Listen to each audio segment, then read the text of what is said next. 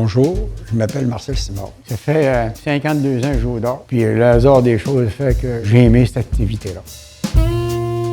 Je jouais au hockey, j'étais à la maison, on n'était pas supposé de sortir. Le coach m'avait mis une restriction pour sortir. Puis ma maman m'appelle, elle dit « Mets le prix, il manque un joueur, tu vas venir jouer. » Hey, je peux pas, là. Hey, c'est moi ta maman, puis tu viens jouer au dard.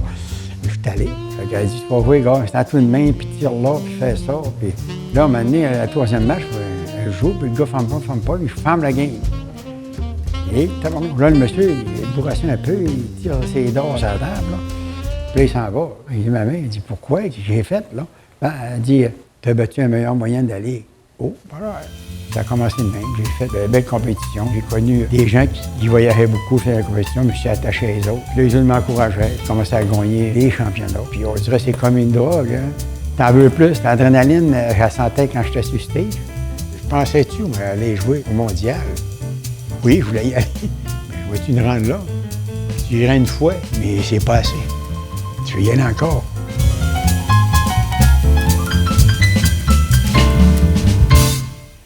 On ne gagne pas notre vie. On s'amuse, on fait du social. C'est quasiment une famille, on s'encourage un l'autre. On a toujours un petit problème quelque part, on a fait de même. Je me libérais. Mais mon but, ça a toujours été de m'améliorer puis améliorer les gens alentour. Puis il y en a beaucoup qui nous le disent. C'est grâce à toi, Marcel, qu'on améliore nos dards parce qu'on vise ce que tu as visé. Tant mieux, c'est correct, c'est ça. J'ai ouvert la porte à bien des gens, puis je ne voudrais pas la fermer. Moi, je joue au dard pour ça. Pour les gens alentour de moi qui jouent, puis j'ai du plaisir, mon social est là.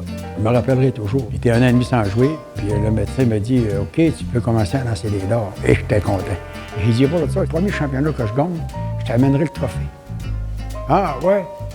Ça a donné que j'ai battu le champion du monde. J'ai amené le trophée. Il s'en va dans le passant en criant « Hey, regardez ce que j'ai gagné! » Il m'avait emmené chez eux. J'étais fier. Tous les trophées, ils ont tous de la valeur. Mais il y en a d'autres, quand tu gagnes devant ta famille ou tu gagnes avec ton grand chum, un petit peu plus. La plus grande réussite, c'était quand j'ai gagné mon premier championnat du Québec avec mon épouse qui était dans la salle. Ça, c'était plaisant. Mes enfants étaient là.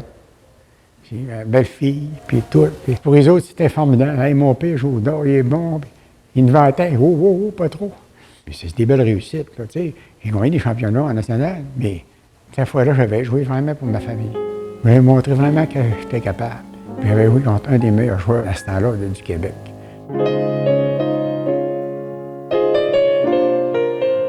Tu sais, un peu de chance dans la vie, là, ça aide.